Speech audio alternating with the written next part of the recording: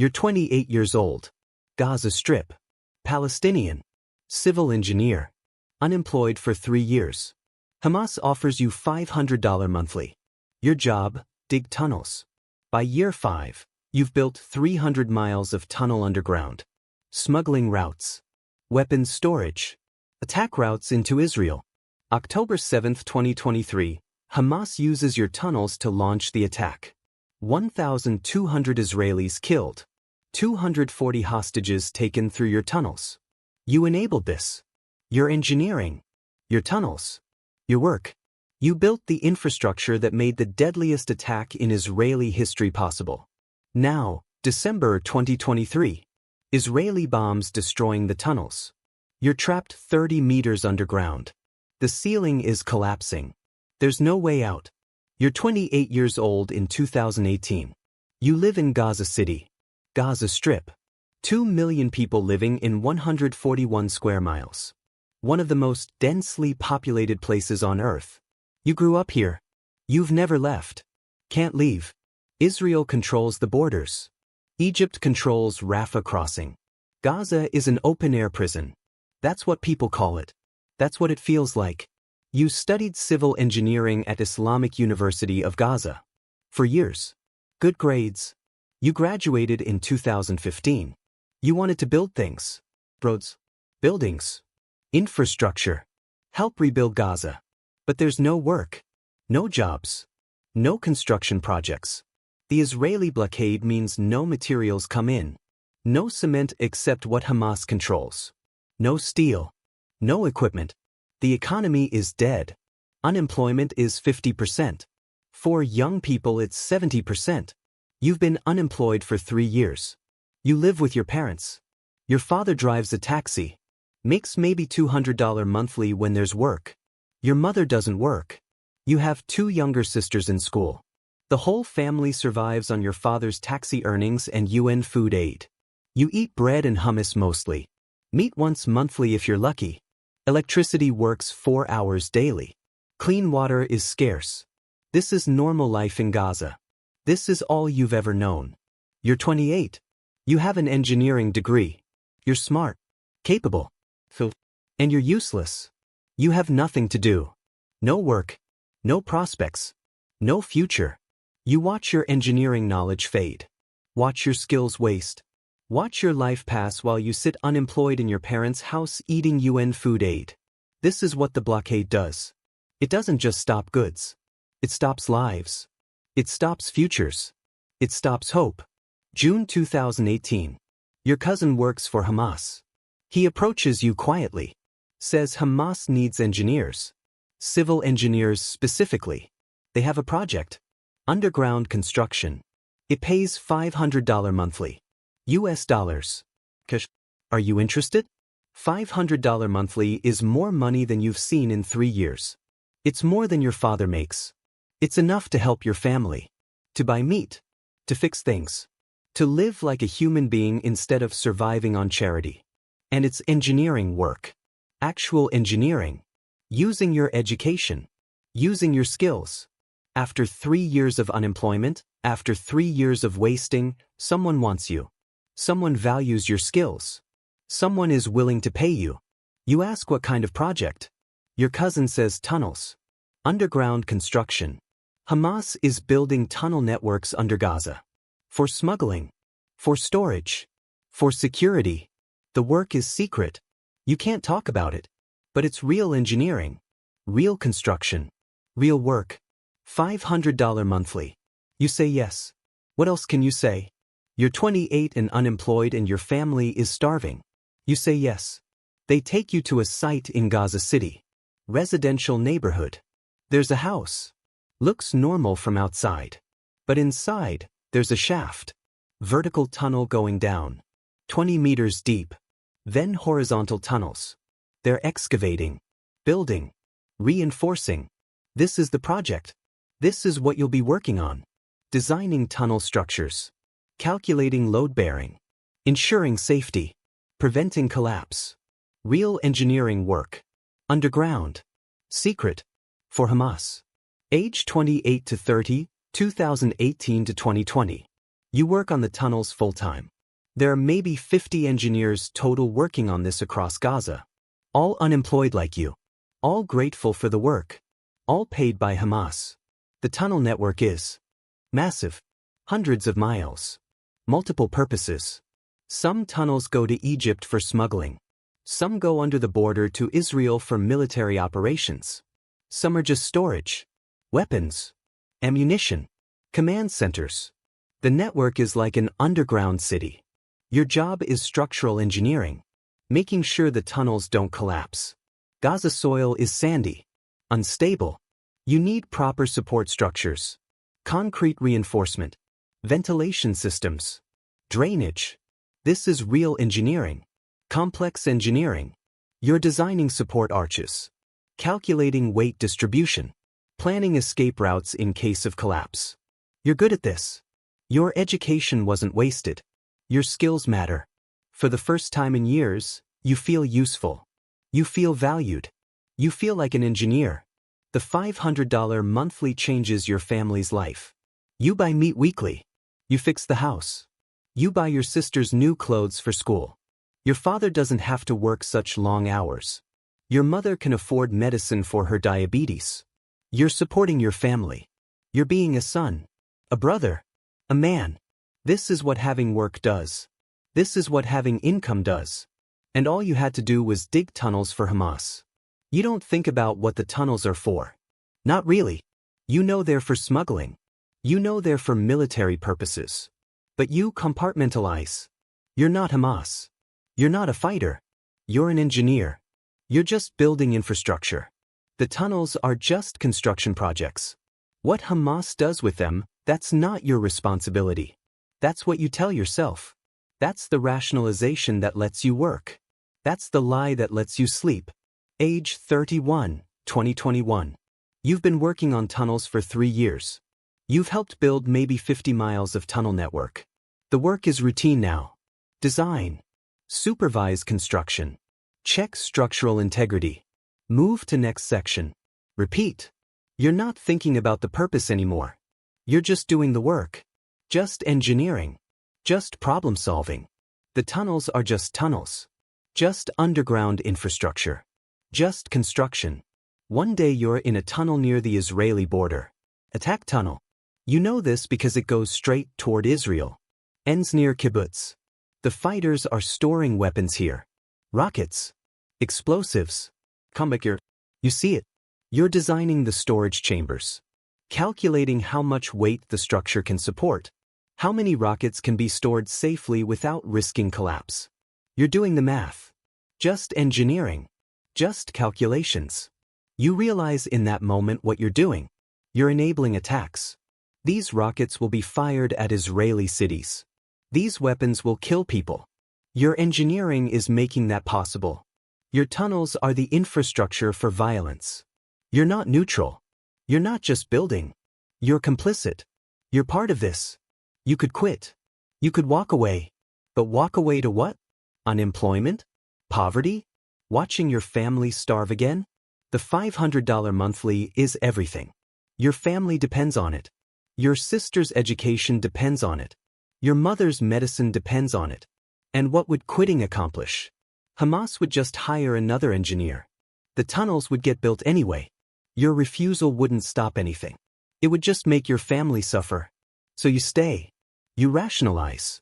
You compartmentalize. You turn off the part of your brain that feels empathy for the Israeli civilians who will die because of your work. You just do the engineering. Just the math. Just the tunnels. Age 33, October 7, 2023. You wake up at 6 a.m. to explosions. Massive explosions. Rockets launching from Gaza into Israel. Thousands of rockets. The sky is full of smoke trails. You turn on the news. Hamas has launched an attack. Not just rockets. Ground invasion. Fighters have crossed into Israel through tunnels. Your tunnels. They're using the tunnel network you built to infiltrate Israeli territory. You watch the news all day. The reports are horrific. Hamas fighters attacking kibbutzim. Attacking a music festival. Killing civilians. Over 1,200 Israelis killed. 240 taken hostage. The hostages are being brought back through the tunnels. Through your tunnels. The same tunnels you designed. The same tunnels you built. Your engineering enabled this. Your work made this possible. You feel sick. You feel horror. You feel guilt. Those tunnels near the kibbutzim, you built those. You designed the structural supports. You made sure they wouldn't collapse. You did your job well. And now Hamas used them to attack a music festival. To kill young people dancing. To take grandmothers hostage. Your tunnels enabled that. Your engineering enabled that. You enabled that. But you also feel something else. You feel anger at Israel. At the blockade. At 16 years of imprisonment. At 3 years of unemployment. At watching your mother ration medicine. At seeing your sisters have no future. The attack is horrific. But it didn't come from nowhere. It came from desperation. From anger. From people who have nothing to lose. You're not celebrating the attack. But you understand it. You understand the rage that created it. And that understanding makes you complicit in a different way. Makes you unable to condemn it fully. Makes you part of the cycle. October 8, 2023. Israel declares war. Not just military operation. The bombardment begins. Israeli airstrikes hitting Gaza constantly. Hundreds of bombs daily. The targets are obvious. Hamas infrastructure. Government buildings.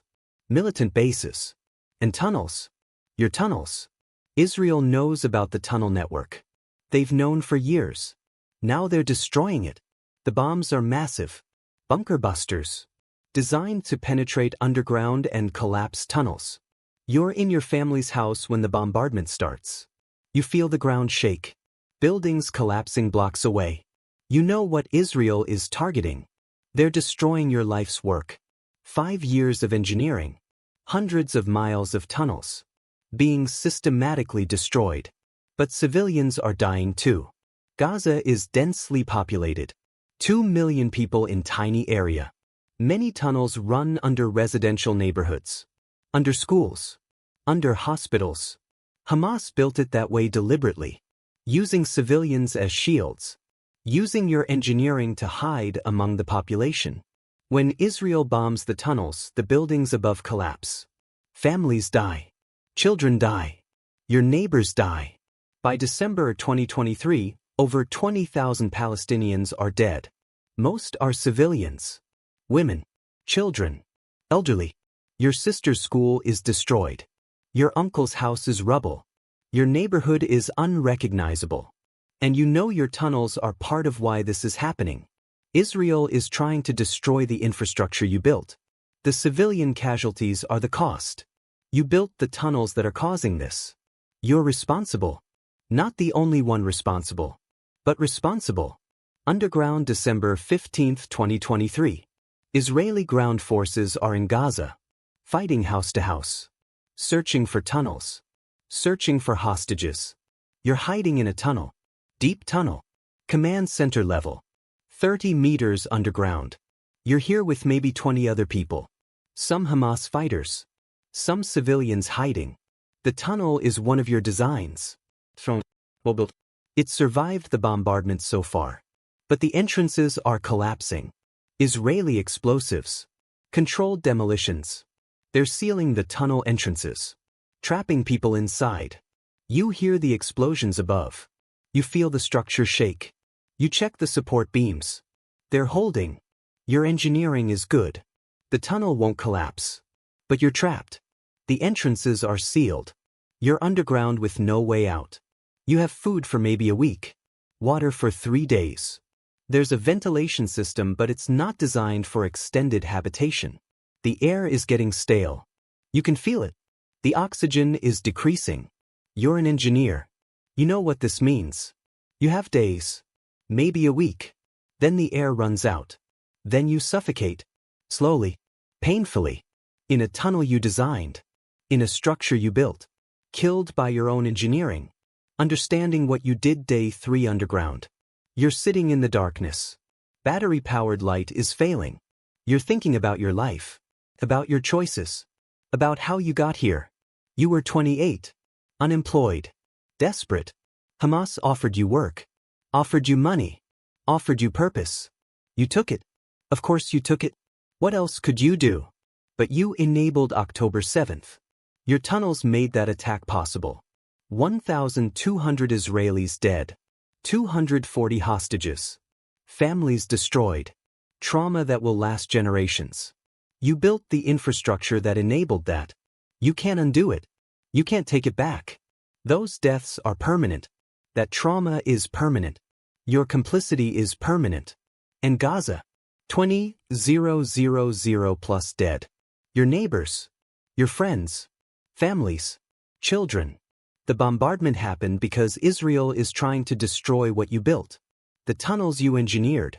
The Hamas infrastructure you enabled. Those Palestinian deaths are also connected to your work. Connected to your choices. Connected to your desperation and Hamas's offer and your willingness to not ask too many questions. You weren't evil. You didn't want people to die. You just wanted to work. To help your family. To use your engineering degree. To not waste your life in unemployment. But that's how these systems work. They don't need evil people. They need desperate people. They need skilled people with no options. They need people like you who are too focused on surviving to ask where this leads. And then they use you. Use your skills. Use your desperation. Use your need. And turn it into violence. Day 5 underground. The air is bad now. Really bad. Everyone is breathing hard. Dizzy. The oxygen is almost gone. You tried digging out through collapsed entrance. Impossible. Tons of rubble. You're sealed in. This tunnel you designed so well, it's become your tomb. You think about your family. Your parents. Your sisters. Are they alive? The neighborhood was being bombed. Maybe they evacuated south. Maybe they're in Rafah. Maybe they're safe. Or maybe they're dead. Maybe they died in a bombing. Maybe they died because Israel was targeting the tunnels you built under your neighborhood. You'll never know. You're going to die here without knowing if your family survived. The irony isn't lost on you. You built tunnels to survive the blockade, to survive the poverty, to keep your family alive. And now the tunnels are killing you. Your engineering is killing you. The thing you built to survive became the thing that destroys you. That's the mathematics of desperation. That's what happens when you're trapped between impossible choices and you choose the one that seems survivable. Sometimes both options kill you. Just at different speeds. Somewhere in Gaza right now, there's a 25-year-old civil engineer. He graduated from Islamic University 3 years ago. He's been unemployed ever since. The blockade. The war. No reconstruction happening. No jobs. No opportunities. His family is in a refugee camp in Rafah. They're starving. They need help. When the war ends, when this current violence stops, Hamas will rebuild. They always do. They'll need engineers. Civil engineers specifically. To rebuild the tunnel network. To reconstruct the infrastructure. They'll offer good money. Much more than anyone else can pay. And that 25-year-old engineer, he'll say yes. Of course he'll say yes. What else can he do? And he'll dig tunnels. And he'll think he's just working. Just engineering. Just helping his family survive. And he won't think about what the tunnels enable. Won't think about where this leads. Won't think about the next October 7th. The next attack. The next bombardment.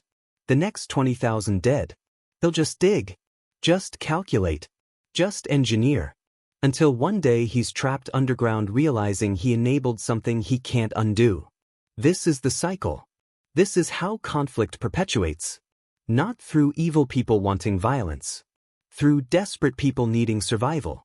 Through skilled people having no options. Through systems that turn desperation into complicity. Through blockades that create unemployment, that creates recruitment, that creates violence, that creates bombardment, that creates more desperation, that creates more recruitment. You could have warned him. Could have somehow left a message. Don't work for Hamas. Don't build the tunnels. Don't enable the violence. But he wouldn't listen. You didn't listen when you were 28. Nobody listens when they're desperate. When their family is starving. When they have an engineering degree and 3 years of unemployment and someone offers them actual work. Nobody listens when survival is on the line. The system doesn't need monsters. It just needs humans. Humans with skills and desperation and families and no good options. And it turns them into tools, into infrastructure, into enablers. And then it kills them. Sometimes with bombs. Sometimes with collapsed tunnels. Sometimes with guilt. But it always kills them. Because that's what the cycle does. It consumes everyone. And the machine keeps running.